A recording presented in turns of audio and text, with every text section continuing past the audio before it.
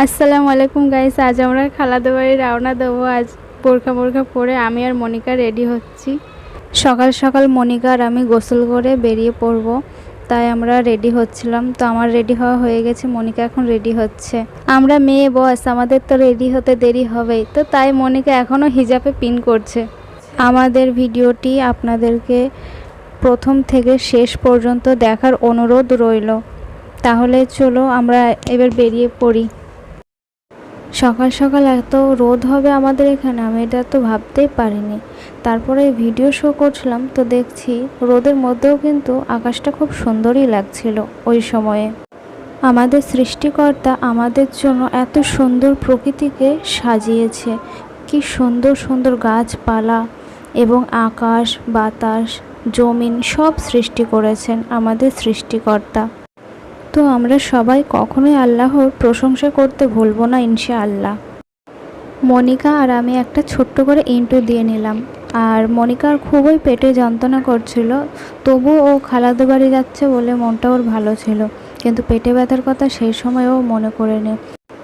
তো আমরা চলে আসলাম খালাদের বাড়ি। আর সেই সময় আমার খালাতো ননদ মৌমিতা সে যাচ্ছিল স্কুলে, তাই ওর সাথে ঠিক মতন কথা হয়নি। আমি আর মনিকা খালা আম্মুর বাড়ি এসে কী না করে ফেললাম। আমাদের মতন পাগল ছাড়া এইসব কাণ্ড আর কেউ করবে না, আশা করি মনিকাও না। আর আমার হিজাবটা ঠিক আছে কিনা তাই একটু দেখে নেই। জানালা থেকে বসে বসে আমরা আবার ওই আকাশের দিকে তাকিয়ে তাকিয়ে দেখছিলাম। আর এই ছাদের উপর থেকে গাছপালাগুলো দেখতে খুবই সুন্দরই লাগছিল। আর এখানকার বাসিন্দারগুলো গরমের সময় ঘুমিয়ে বাঁচবে। আমার খালাম্মু খুব পরিশ্রম করেছেন, একদিকে সেলাই মেশিনের কাজ শেখা, আবার আরেকদিকে সংসার সামলানো।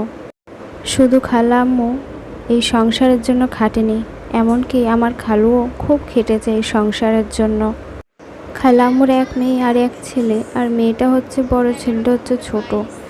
আর মৌমিতা সবসময় হাসি খুশি মেয়ে, আর মৌমিতা অনেকটাই সাহায্য করে আমার খালাম্মুর।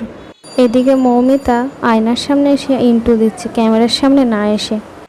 আমার খালাম্মুর ছেলে ফারহান, আমি তাকে ভিডিওতে নিইনি।